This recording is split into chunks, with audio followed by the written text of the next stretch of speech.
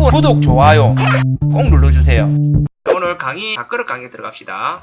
주식시장은 누가 움직여요? 세력이 움직입니다. 이 세력이라는 존재 자체가 주가를 움직일 수 있는 거예요. 예를 들어서 A 종목을 칩시다. 작전을 치려고 그래요. 그러면 세력들은 A 종목을 바로 살까요? 아니에요. 왜? 세력들도 최대한 안전하게 사야 되잖아요. 싸게 잡으면 싸게 잡을수록 자기들이 이득입니까? 이득이 아닙니까? 바로 사는 것보다 급락을 시키는 게 좋겠죠. 그러면 개미들에게 공포감을 주고 뭘 해가지고 최대한 싸게 만드는 거예요. 주가를 올리는 것도 힘이지만은 내리는 것도 힘입니다. 대주주하고 짜겠죠, 그죠? 100% 짭니다. 악재를 띄우거나 일부러 손절가를 이탈시키면서 개미 투매를 만들어서 충분히 저점에서 매집을 하고 여기서 손절 안 하고 있는 개미들 막 지치게 만든 다음에 매집이 다 끝났을 경우에 원래 주가로 돌린다. 딱 요렇게만 하면 돼요. 이해돼요, 안 돼요? 주가를 저평가로 끌어내려서 매집을 해서 원래 주가로 돌아 올린다. 요게 우리가 흔히 말하는 작전 세력들의 전형적인 형태입니다. 그래서 제가 여러분들에게 이 밥그릇 모양이라고 가르쳐 드린 거예요.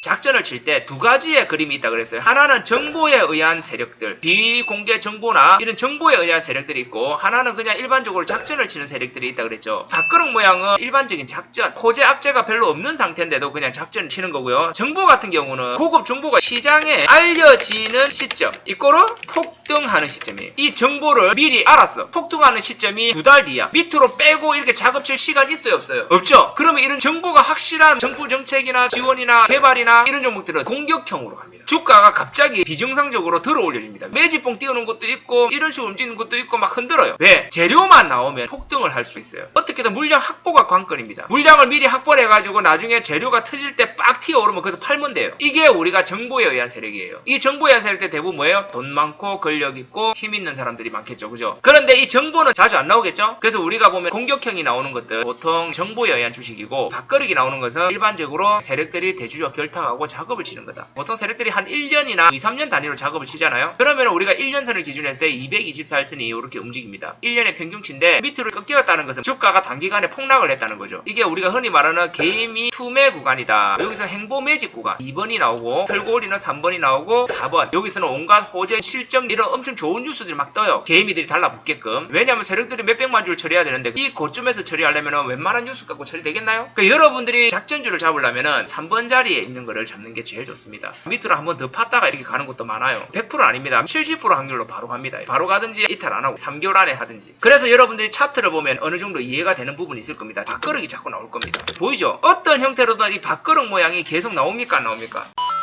종목 아무거나 봐도 밥그릇 모양이 계속 진행이 되는 게 보여집니다. 그러면 우리가 1년선을 기준으로 밥그릇을 이용해서 이렇게 매매를 했을 경우에 먹을 게 많이 있다는 거죠. 이해됩니까? 이게 작전주의 가장 기본 패턴이에요. 근데 이제 모양이 다 조금씩 다르기 때문에 여러분들이 경험이 없으니까 헷갈려 하는 겁니다. 이게 밥그릇인지 숟가락인지. 주가가 224일선 밑으로 급락을 해서 몇 개월 정도 행보하다가 이격을 좁힌 다음에 뚫어 올린다. 요게 기본 원리거든요. 간혹 가다가 보면 여기서 좀 심하게 하락 나오는 경우가 있어요. 이렇게 되죠. 최근에 나온 하이힐 기법 들어보셨죠? 요런 모양 최근에 겁나 많이 나왔죠. 밥그릇의 일종이에요, 그것도, 그지? 구름대가 이렇게 형성이 되고, 구름대 밑에 몇 개월? 왜 4개월이 좋을까? 그렇지, 신용 물량을 트는 거예요. 보통 사람들은 여기서 사요. 물리잖아요. 물을 탑니다. 그냥 물 타면 다행인데 신용 스탁론 다 써가지고 물 타게 합니다. 그럼 비중이 이렇게 늘어나가 있겠죠. 근데 이 신용 물량을 트는 가장 간단한 방법은 그냥 옆으로 가버리면 돼요. 신용이 보통 3개월이거든요. 거기다 연장이 한 1개월 정도 가능하거든요. 그러니까 4개월 정도 밑에 있다가 이렇게 올린 거는 신용 물량 다 먹고 올렸다. 안 털었으면 안 올라가요. 신용 물량 다 털고 올린 거예요. 그러면 매집이 더 탄탄하게 됐겠죠. 이해되시죠? 여러분들이 이때까지 주식을 공략한 거 보면은 대부분 1번이나 2번이나 4번에서 들어갔습니다. 맞아요, 안 맞아요? 3번에서 들어갈 생각을 못 해요. 고점이다 싶거든. 여기보다 한 30% 올라갔네? 한 30% 정도 올라가야 출발하는 건데 안 잡아요. 다시 내려오길 기다립니다. 내려오면 오히려 골팍이 나오거든. 잘라야 돼요. 근데 내려오면 잡으려고 기다립니다. 반대로 매매하는 거죠. 여기서 잡을 걸 하다가 놓치고 올라가죠. 그러면 이 꼭지에서 잡았어야 되는데 후회하고 있을 때 지금이라도 잡으세요. 그런 뉴스들이 뜹니다.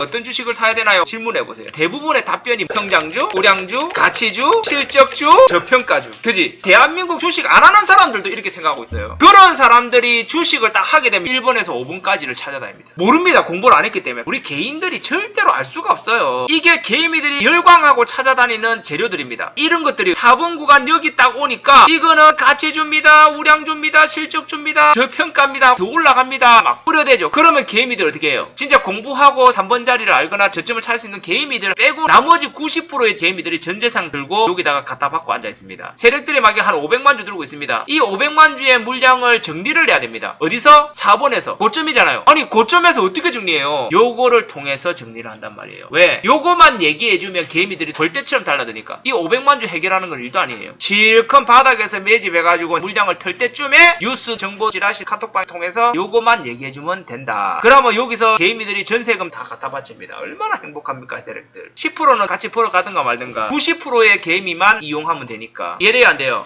저도 4번 잘 들어가긴 들어가요. 대시세 나는 거. 들어가긴 들어가는데 칼손질 잡고 들어가야 돼요. 왜냐면 4번이 3번이 되는 경우도 있어요. 밥그릇 4번인지 알았는데 큰 그림에서 보니까 이런 그림이 있네? 그럼 뭐예요? 여기가 작은 밥그릇이라고 봤을 때 이거는 아주 큰 밥그릇인 거죠. 요거 전체가 2번인 거지. 이런 경우는 여기서 올라갔을 때 날아갈 수 있는 영역이 나오죠. 이런 거 많이 보셨죠? 보통 바닥에서 작은 밥그릇 1개, 2개, 3개 정도 나오고 날아가거든요. 기법은 다 일맥상통합니다. 엘리어트 파동도 그렇고 대칭 이론도 그렇고 파동 이론도 그렇고 공부 다 하고 보면은 명칭만 조금 다를 뿐이지 기법들이 나타내는 건 비슷비슷해요. 아시겠어요? 이해돼야 안 돼요? 깨버그세이.